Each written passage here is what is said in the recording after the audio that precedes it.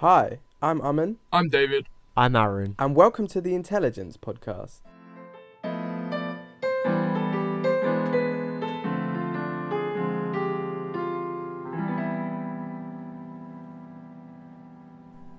Wow, what a start to 2021. We'd have thought after last year things couldn't get any crazier, but look where we are man. now. Yeah, they're so much worse than they were, bro. Especially with the vaccine and everything, and it's just like there's like the supply and everything. Obviously, we're realizing that there's a lot less than we thought. We thought this was gonna be like the savior essentially. And you got all the you got the politics now, man. The whole Brexit and everything, and the EU supply. It's been a really tough year. It's been a really tough 2020, hasn't it? Hopefully 2021 will be a bit better, but so far, it's not been going that great because we've been put in the UK's been put into another lockdown. So, yeah. 100,000 deaths. 100,000 deaths. I think we should be proud of personally. I think Boris probably hasn't done the best job of handling the situation, but I'm not going to hold anything against him. He's come into it at a hard time. I'll give him that. I mean, that's fair, but also he made it increasingly hard on himself for not imposing restrictions earlier. Like, we all knew what was coming back last March, but that's all in the past. As in, when China started reporting cases, there were still planes coming into airports from China. And we've heard someone who died a year ago today. Apparently had the virus for over a month when he died. So what we were hearing about the virus really coming into force in March, not so sure about that. There's rumours it might have been started somewhere else. I mean, it's quite a mysterious one. I think it's honestly the whole vaccine, the whole virus is just a mystery, man. Like we don't know enough, and even the assumptions we've made is just so obscure and stuff. Like, I mean, there's a lot of conspiracies, but that's other news. Anyways, obviously, everyone was really happy that we were hearing about this new vaccine, right? Let's be real. Yeah. The AstraZeneca and Pfizer, everyone was like, oh my god, We've got more options now, haven't we? We've got Novavax and Johnson & Johnson. And Moderna, yeah? Sure. That's the American one, isn't it? Yeah. Now, I know they've obviously started rollout. I'm pretty sure the number is, I think, 7.6 million now. I might be wrong. I think number of vaccinations in UK. UK. 8.3. I think it's about 8.3 million people have been vaccinated at this point. As of today. So we're doing well. We're doing faster than most other EU countries. Yeah, we're the that's not the most important thing, because I think until everyone's been vaccinated, I think we're still in a bit of a mysterious place. Definitely, man. And I mean, at the end of the day, I guess we can look at, well, that's 10% of the population, which is really decent. Like, that's more than 10%, which is really well considering what it's been. Less than a month. But then, how many percent of that 10% have gotten the second jab? Well, is it only 10%, right? I'm right? not so sure about that. Yeah, it's only about 10% of the 10%. Yeah. So, realistically... So 1% of the whole population. Yeah. Now, I understand that obviously a lot of people have been more risky, because obviously the younger generation in general have just taken more risks because they think that COVID doesn't really affect them, which is somewhat true. Which is somewhat true. But like, obviously they basically got this false sense of security in a sense that they don't. Obviously, now that the vaccine's starting rollout, they feel like, okay, it's safer now, which arguably it is, but arguably it isn't, because a lot of people haven't actually got the second jab. But I don't know. I feel like the window for you to have a second jab, I think, is 21 days after the first jab. So I feel like slowly they're trying. I definitely feel like we're doing better, genuinely. Yeah. So that is something to. In terms of the rollout, there's quite a lot of speculation about the lack of production by, was it the Pfizer one or the one of the? I think it was one of the vaccines. AstraZeneca, maybe. It might have been AstraZeneca, right? Yeah, I'm pretty sure it's AstraZeneca. They had a 60% production. Obviously, EU are going to be slightly. They're not happy about that. Yeah, because didn't they want to make sure they're getting their doses in. Didn't they have to redact some statement today about? It was Article 16, I believe. That was Northern Ireland. Northern Ireland. They've imposed export prices on Yeah. Northern Ireland. And then the whole of the world were kind of against it. Exactly. Yeah. Even the World Health Organization thought it was a hostility. It's not a great idea. I don't think. It's likely they'll be able to get around it. And the threat of EU giving their vaccines to Northern Ireland, then those going into the UK and it's all spreading out like that. But I think the EU they've done quite poorly in terms of getting sorting it out themselves. It took them quite a while for them to even get their vaccines distributed. France were quite slow with it. But the worst thing is that you've got a big group of countries all commissioned by one like authority, central power. Yeah. So I think probably would have been slightly more efficient if they'd had someone in charge of each country instead, trying to organise it instead of waiting until everyone's all at different. They're all at different places. Exactly, that's the thing. Yeah, they're all at different. Yeah. Have the EU even approved of all the vaccines yet that they're ordering, or are they ordering them in advance before they've even scientifically approved them? What was the 65? Germany have banned the was it the AstraZeneca for 60? Oh yeah, because apparently it's not effective or something like that. Apparently it's not as not as effective, but we'll still got a long way to go with that. Yeah, but the thing is, that's the thing. More entering the. That's the thing as well. The EU are just like every single component is acting so differently, and it's really weird that you kind of have, the kind of holistic view of the EU, and people are kind of treating everything the same because. Yeah, exactly. Like you said, they're all at different stages, especially when you think about, I know that France they've closed their they've made their plane flight. So anyone outside the EU, you can't take a flight in. Obviously, they're getting hit quite badly. And yeah, I think one of the things is just that it's so kind of, bad. Right, yeah. And with all the different, obviously, different countries are bound to have different health services. It's not like NHS, but we know what we're doing in the whole country. But in France and Germany, I think France is quite a centralised. It's got quite a centralised health service, whereas other countries in the EU they're running a completely different system. So distributing vaccines through the hospital is going to be quite difficult, really, for all the different countries when they're doing it in such a different way. It's going to be a long process.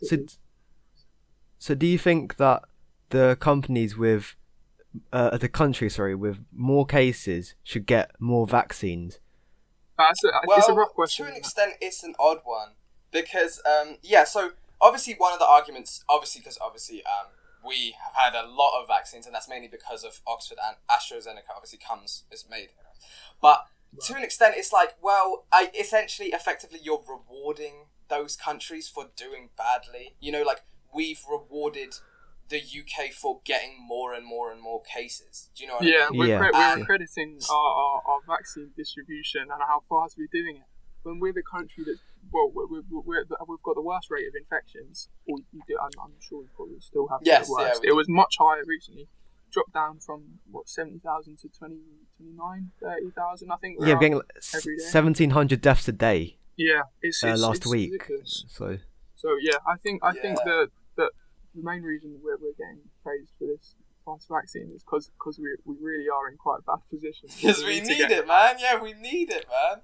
And the thing is, obviously, everyone's kind of praised, the vaccine's rolling out. And obviously, I was feeling quite happy because on the news, all they show you is the number of people who've got the first dose and also, how much they've rolling. And obviously, I found out my grandma's had it. A lot of people are finding out their relatives, they're getting happy and everything. But I've actually just pulled up on my phone the graph, and more as they're trying to roll out, as the days have gone on, they're rolling out a lot more. So essentially, they're doing better. They're getting closer, but they're rolling out in a lot quicker time. Yes, so, I think they're trying to. I think it's really insane that they're trying to get most over 18 people vaccinated by September, didn't they say? Yeah. So I think it was August, right? The priority groups were.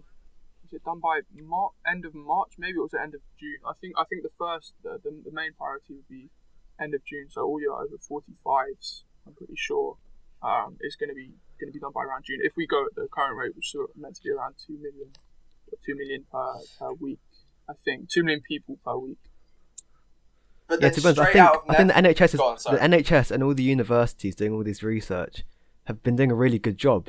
But it's just, I think, the measures which could have been put in place earlier, which could have possibly made the situation a bit better. Yeah, I mean, Boris, Yeah, only a few weeks ago, he introduced all the rules about testing on coming into the country from the foreign. Yeah, that should have been in country. place at the beginning, right? That's like revising for a test after you've already failed. It's pointless. we're way too late on this already, so we should have really been ahead of that. But I think best to look forwards and to see how we can make the best route out. With schools coming back in start of March, we're looking at that. That's definitely going to raise some questions. Got to be careful. How do you guys feel about? I feel like we're not going back. I'm gonna be honest. I feel like there's no way. Yeah, I would say like a 75% chance we're not going back. Especially with the delays to the production of the vaccines. Exactly. I don't think March 8th. I don't see it happening. Yeah, March the 8th. Maybe a few age groups might go in a few years. I think after Easter is more realistic, right? Right, yeah, we need to. I think if we have another period where everyone stays at home, we should be able to control it a bit more. But it's going to be the same thing that happened after the summer holidays. We had the lockdown all throughout the summer. Eat out to help out comes along. Schools go back in, and we've got a massive rise in cases.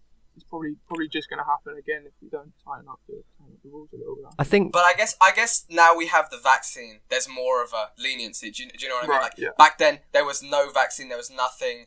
And now we have this thing now. Obviously, a lot of people, and it does make sense to want to. And I feel like to an extent we would be better off. The only thing is, depending on how many people get back. Obviously, we all have parents, right? And essentially, we just become vectors. We go to school, then if we get it, we go back. So if our parents haven't been vaccinated, then it's really, really risky. Yeah. It depends on how much of the 40. I would say parents are like 30 to 60 age bracket. How much of those have actually been vaccinated? I think Wales are doing pretty good though, because didn't they say that after half term they're going to have a phased return in primary schools?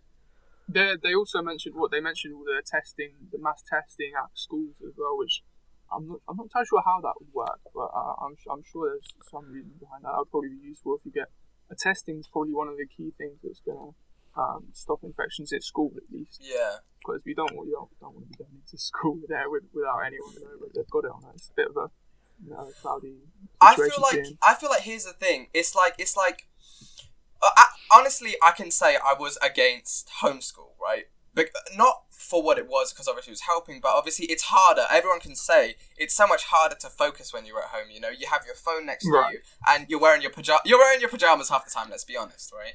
Now, the only thing is that I don't really, looking more into it, I don't really see a necessity to go back. Neither. I think when I started, especially first few weeks of home learning, I was probably learning more than I would be at school, because we don't have too much time in between lessons, so it's straight in from one lesson into another. And as long as obviously you might get distracted slightly, but I think the way it's been doing it at the moment, I think we're probably not missing out on as much as we think we are. I think we're probably covering as much as we would be doing at school. So I think we're not doing too bad. The only argument I would say, the only really major argument against homeschooling is the disadvantaged pupils. So pupils that don't have a really high, who aren't living in a high income household, they don't have the technology. Well. Yeah. So people who are getting homeschooled, who have free school meals, right? They get sent a package from a food company, and I've been seeing pictures on Twitter and stuff, and these aren't adequate for a meal. For a week, right? A whole week you get a couple tins of beans, two carrots, and some yogurts or something stupid like that. But these have been dreadful for ages, because I remember seeing so people who have had COVID really badly, when they recover, and people who are really high risk anyways, you can obviously request for other people to shop for you and give you food, and then you pay for it. And the price you pay, I think, was £30, but they were looking at the valuations of all the products they actually received, and it was something close to £5. The government have done quite a poor job, really, of getting this all under control. First off, they took way too long to get it started, and then with the government spending and the free school meals for school children at home, which only really happened because of Marcus Rashford, really. So we got him to thank for that, at least. Not a Man U fan, but he's at least a nice guy. He's a decent footballer as well. I'll give him that. But government, I think they've had quite a poor reaction to this. I think it's time. They've had a lot of U-turns, just so many U-turns. Right. Yeah. And they started also. Yeah. I mean, they have helped with the disadvantaged pupils by distributing, I think, laptops, which aren't used anymore. I know schools do that as well, right? Actually. Yeah. Yeah, so they have helped the disadvantaged pupils a little bit, but I feel like it's also tolling on our mental health, being at home for so long, and not all of us being able to go out and exercise interact with each other. The social interactions. More for some than others, I think there's quite a few people who be fine to be staying at home, but for some who maybe cut off from all their mates, it's going to be a much more difficult experience. That's the thing. Mental health has become such a bigger kind of problem, and obviously it makes sense. A lot of people are staying with themselves for so long, and it really does take a toll. I remember in lockdown, you felt so not depressed, but so unincentivized to do anything because you were tired, and it was just you get into a slump, So that's the disadvantage. I went through for 2 weeks. I barely did a thing during the holidays. It was movies until 2:00 in the morning. And it's really this really makes me feel bad because for him it's 2 weeks. Yeah, for me it was the whole summer, man. I actually forgot what I did in the summer holidays. Summer's much better. There's a lot more to do when the weather's at least nice. I mean, with the winter period, you can't do anything outside. But obviously, you weren't allowed to leave your house, but still, just doing exercise, you can't really do very much during the winter. It's cold, it's a bit miserable. Not great. Mm. It sucks, man. I mean, hopefully we're seeing a turn for the better in a sense that we got this vaccine now. We didn't have it last time. The only thing is that we have this South African variant come out of nowhere and suggested that the vaccine isn't actually as beneficial as we thought, which is... Boris had a little message on that, didn't he? He said it was 30 to 70% more transmissible, I think he said. With no real... He didn't have the real evidence for that. He just went out there and said it, and then... A couple of days later, or a day later, you've got the government going and saying, got the scientists going and saying, that's not quite true, is it? I don't know where you've got that evidence from. I think he's just saying what people want to hear. Not really doing a very good job of what he's doing.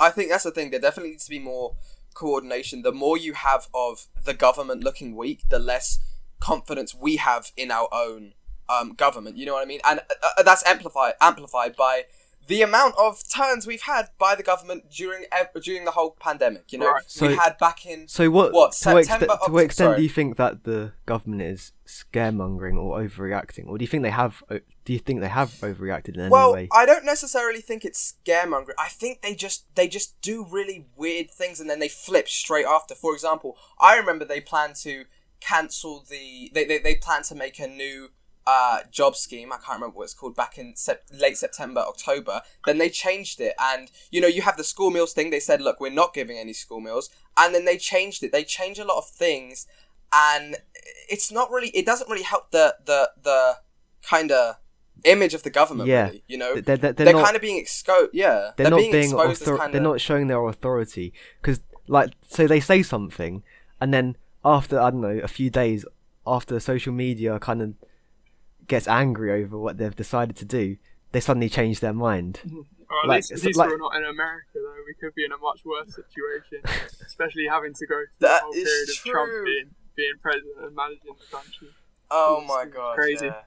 2020 for America was just such a roller coaster, man. It was. You have and it's just, it was crazy. You have Trump's BS about what you should take for the vaccine, and then drinking Drinking disinfectant was just a joke. Like, and we know that from the right, there are so many dedicated supporters that see Trump as this godlike character. You know what I mean? We know this because obviously now we have stuff like the Capitol Hill being stormed and everything. Exactly. We're just showing how crazy all this supporters are. It's ridiculous. Exactly. That was terrifying. I can't lie. I saw that and I was like, and you have that guy. What was it? Jake Angeli. He looked terrifying. Like, honestly, he looked like a Viking, man. Like, genuinely, he did. And it's like, they are so possessed to, like, oh, it's weird, man. It's the kind of cult-like support they have for him is terrifying, really. Well, I mean, I have been pleasant. He's under a bit of stick now, isn't he? Getting that impeachment. It's going to be interesting to see if that goes through and he gets that ban. If he gets convicted, man, yeah. I mean, since those Capitol Hill riots, I have been pleasantly surprised how smooth the transition has been. Well, yeah, Biden's done quite well. Yeah, I think. There haven't been any protests yet. Exactly. There haven't been any large protests which have made the news since Biden's gotten into office. So I'm actually quite surprised. He said 100 days he's going to take to get all of his policies ready and underway. I know climate change is a big thing of his. That's one he wanted to get under control this year. I think more than anything. So even COVID. To see what he's doing. Even COVID. I think. I know he's the main priority, but I think. I know he's got a 100-day mask challenge where he's basically telling all Americans, wear your mask for 100 days, and I can't really say much more on the topic because they're doing better than us apparently in terms of deaths, which is really odd. Because we used to look at them, and this is per capita, we used to look at America and be like, back in Trump's presidency in the last year, obviously you had all the protests that were going on, you had, all the misinformation, people didn't want to wear their masks. I'm pretty sure that was in the House so many times that people were just complaining about wearing masks, which, because and this is the thing about Americans in general, well, actually not in general, some Americans, is that the fact that they have essentially memorized the Constitution and they can bring up these different amendments, they really weaponize that on really stupid topics, Like a lot of people were like, well, I'm within my rights to go to the church. I'm within my rights to not wear masks, when essentially they hurt the population as a whole. I remember when we used to look at them and be like, yo, they have really high deaths, man. Now they're on 200K, but now we're actually doing worse, so it's there's not much more to say.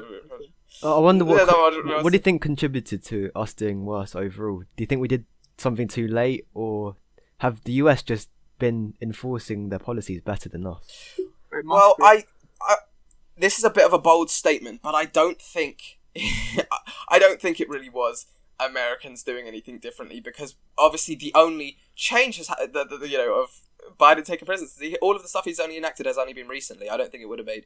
And obviously our numbers have just grown a lot. We had the highest, it went from, I think this was 2 weeks ago. We had the highest day on 2 weeks ago Tuesday, which was 1.6k. And then literally the day after, it was 1.8k. It's continuously getting higher and higher, which is really, really, really scary. We're and that's supposed to be in a lockdown, aren't we? I don't know how we can think that people can be following these rules and still having this rate of infection. People assume that it's obviously from what's it called? From Christmas, which is odd. I swear down that the Christmas was cancelled though. I know that they said they had but wasn't it? Wasn't that one day? It was one day to eat with your family or something like that. I don't even think it was that. They fully cancelled it, didn't they? I thought you weren't allowed to see it was supposed to be 5 days to see 5 family friends or something. Yeah. No, and it was 3 families could meet, and then they cancelled it because it got really bad. I remember the numbers got really, really, really bad. Yeah. But I know that I just it's weird because that makes you think, well, people must be going out still. You know what I mean? Yeah. I can say, truthfully, that as a younger generation person, we can all say we know people that know people that have gone out. We know people that know people that have gone out, right? I'm not going to mention anyone, but a lot of people do just kind of break these rules because a lot of people have a different view on lockdown. You know? Especially the younger generation. People are bending the rules a little bit. I think exercise was one member of another household. I think people are taking that to some extremes, really. You see it going out and playing with maybe groups of people, but saying they're not going close to each other, might be using that as an excuse as well. But the thing is, I think it's a lack of enforcement. Really, it's a lack of enforcement. Is it the younger generation driving these cases? Because I feel like it is. Because I mean, a few people that I know probably think that, oh, I'm invincible to this COVID thing. It's just a really bad flu. I can fight through it, right? But then I know a lot. Yeah, I know someone who said that. In my opinion, it's kind of a selfish view, because even though you don't like get put into intensive care because of it, you could spread it onto someone else, like your parents or maybe your parents' friends, and they could have like an underlying health condition that you weren't aware about. And that's the thing, man. And now they could suffer like terribly. The deaths are rising because the people who are catching it are the younger generation, and they're asymptomatic. Like, if we get the virus, we're most likely to be asymptomatic, right? So then they bring it home to their family, and then it spreads. So yeah, it's really about but it is. People just gave in and took the small sacrifice for the greater good, really, isn't it? I mean, it's not going to take too much. It's a year. A few months that we just need to start controlling it a little bit better until the vaccine's fully rolled out. Then we can start going back to normal, maybe seeing the friends a bit more often. But I think for now, we've just got to make a sacrifice, really. That's the most important thing. But the thing is, I feel like the enforcement, really, because we've already seen that in general, the UK population can't come together. Like, we know that they can't come together and all be like, you know what, we're gonna. So I feel like the best thing to do is for the government to. I know. This wasn't really news, but I know that a lot of my friends have said, like, when they were driving home from the shops or something, they've seen police cars literally drive past groups of more than 15, younger kids wearing no mask, just walking around. And yeah, I think it's the lack of enforcement, which, they've done nothing. And I don't know, to an extent, I feel like the lockdown isn't being. I know that back in the day we used to have the fines used to be so heavily like advertised on TV. Every time you switch on the news, you will get this fine. I haven't seen that. In the first lockdown, the streets were completely empty. Like, exactly. No one was on the streets. But now, like, it's lockdown. It's the same lockdown. It's basically the same lockdown as the one in March, but it's so much more busy. Like, I can see loads of people walking down the high road. People have had enough. Yeah. I think there's it's not all been horrible in terms of this coronavirus. I mean, a lot of especially online e-commerce kind of businesses have gained quite a lot from this. You've got to think about what's top 10 business owners who've earned from the lockdown. Yeah, the richest men in the world. They could be paying for all these vaccines. They've done amazing as well. Honestly, the wealth gap in the world is terrifying, bro. The wealth gap in the world is so scary, man. Like, I was just trying to imagine $1 billion, and it's really weird. And obviously now, Elon Musk is even richer. So, but yeah, no, definitely. Got to wait on that one. But obviously this was kind of inevitable. You have massive growth from Amazon, which is obvious. Like, we knew that when we were all going to be at home, we were going to be ordering more stuff, and that's what we did. I can say I ordered more stuff. You can say we already. Especially ordered more. Online shopping for exercise equipment, I think, really boomed because the prices of dumbbells and stuff, exercise equipment, just rocketed. Yeah, always out of stock. And like monitors and mice and keyboards, they all went up because everyone's working from home. So the tech companies really did profit from the lockdown. I know that we obviously this is just a fact, but Jeff Bezos could be giving a lot more money to his employees who work under harsh conditions. And now those conditions are even harsher when you think about, now they're trying to fight a virus at the same time as going to work and work these crazy hours. You've always got to think about it, though. The people who are working they set, not in my view, the people working in sweatshops under these horrible conditions, you've got to ask the question, they've got nothing else. If they're choosing to do it, they're not being forced to work there. So in some ways, you've got to think about what is the alternative. Like, how there really must be a bad experience going on in these manufacturing countries for them to be choosing to go and work at these sweatshops. It's pretty. I mean, the Amazon delivery drivers are kind of putting their lives on the line here because they go to your door and you could be infected, and by them, I don't know, they could get infected really easily because they're just going from door to door. Essentially, Really. they're also a vector. Yeah. But they're also a vector. I mean, obviously, they are putting themselves at a massive risk. But a lot of them, I know that a lot of Amazon deliveries I've had, they don't actually wear masks, and so they can transmit it in a face to face. But then again, a lot of them have been good. They just kind of put it on the doorstep and go. Yeah, Royal Mail has really been disrupted recently. Like the delivery times around England have been weeks late. We got a Christmas card through the door. I think it was only last week. It took so long to get here. Whoa. I think parcels or letters getting sent to just from like around England takes a month. So I think the delay is just really bad just because of all the COVID restrictions and the postal workforce just being out of work because self-isolation. And that's so. It's so weird when you think back, like last year, and obviously it's just another thing that's so surreal. Is that last year, bro, we never would have thought mail is just kind of you get it when it you never would have thought everything, everywhere is just being hit so detrimentally, man, and it's scary, I think I know that England has been hit really badly by COVID, but other places in the world like New Zealand, some places in Asia like Hong Kong, they haven't. Under control, haven't they? Yeah, they got it under control early. I think the thing with New Zealand though, that's quite a small country, quite distant from everywhere else. I think it's a lot. Yeah, and you got to look at population density. Yeah, in the middle of nowhere to get a vaccine that's quite simple. I think that's fair. They to an extent they gas themselves, but basically when you actually think about it, we have such a high population density in the UK. You know what I mean? Like so many people in London and throughout the UK. So obviously we are more likely to spread it even quicker, especially when you think about the tube. In London especially. So of course, there's much more travel coming into London. I mean, another thing I think is quite we can't forget about is what we've been seeing recently with the AMC and the GameStop shares. That's hilarious, isn't it? We've seen that is so funny, man. Thousands of percentage points. It's quite hilarious. I think it was 1700% was the fastest rise of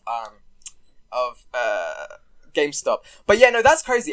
I'm really happy for everyone who's made money from that, because essentially these hedge funds and the big financial investment companies, they always get bailouts.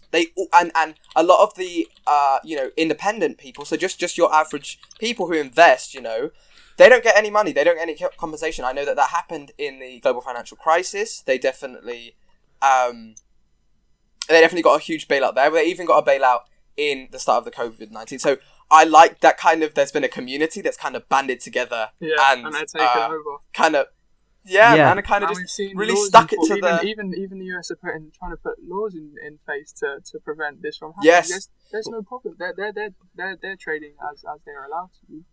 Exactly. So basically, what the thing is, the constellation is that technically it's illegal because what it's called is manipulating the market. But if you actually look at what the Redditors have done, and if you think about what they've done on Wall Street Reds, that's actually not that's not manipulation of the market. Manipulation of the market is when these big hedge funds, they come together and they say, look, let's all do this, which will drive the price down so we can make profits. But these Redditors, all they're doing is they're analyzing the market, which anyone can do, and they're saying, look, this is what I'm doing. I'm putting my money in here, and obviously people are following that, which is fair. That's they're all amateur traders as well. They're not those massive corporations which already have billions of dollars already to just trade. And I love this. I really love this. They have lost billions. They have lost billions of pounds because how it works is, so they obviously thought GameStop was going to short essentially, and. They were shorting the GameStop market, and basically what that means is they would essentially borrow stock. So they buy it for let's just say $100. I'm just paraphrasing here. Buy it for $100, and then they'd sell it straight away for $100. And because they predict that the market's going downwards, they buy it back when it drops. So let's just say let's just say I buy stock for 100, right?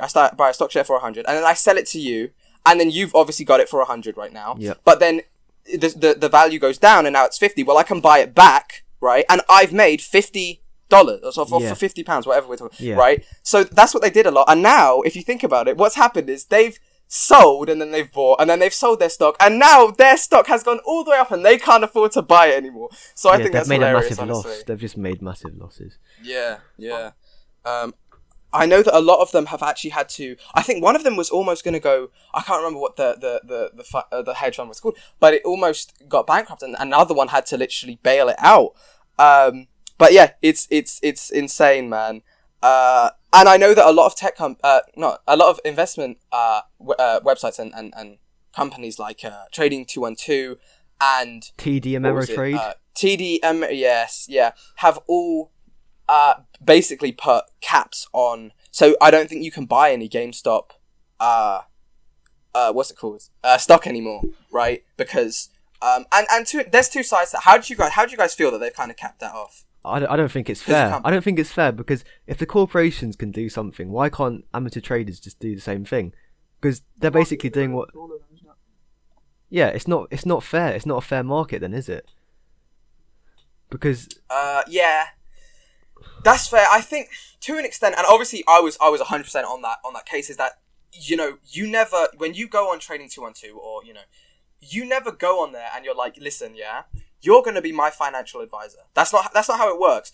It's your money and you choose where to put it. So essentially they're like saying, we're not letting you do that. They're being your financial advisor, which isn't really fair. To an extent, I can see why, though. Like, you always have to look at the other side of the argument. I can see that obviously them doing something like that, right? If they've capped it, they're obviously doing it to kind of protect themselves in a sense that they feel like, and I more and more looking at the data, feel like that a bubble is going to be formed, which is forming now, and then it's going to burst, right? Yeah. I feel like it's going to get to such a point where no one can afford and can be bothered to buy any GameStop stock, because at the end of the day, if you think about GameStop as a business, they've been really they haven't been doing well. They've made losses year after year after year of billions, Yeah, true. So to an extent, what happens is if it bursts, and obviously these people now have the stock and they can't sell it, they're gonna have to lower their prices when they sell it, and essentially, I can see why, because then they're gonna come for the trading companies and say, look, I can't make, and then so it's weird. It's a weird one. But what I don't like about the situation is that those trading companies like Trading 212 and TD Ameritrade, I feel like it kind of bailed the corporations out because the Redditors driving up the price made it so that the big corporations were making losses. So when they capped it, they didn't make such a massive loss. So that's the only thing I don't really agree with, because so they can put caps on what traders can do. But say it happened to like a single person, an amateur trader who lost loads of money, they wouldn't just suddenly cap what other people could trade. It's just a favoritism, I feel like. There is some vested interest. Well, I guess we'll just have to wait and see. Thanks for tuning in. And join us again in 2 weeks' time for another episode of the Intelli Gents podcast.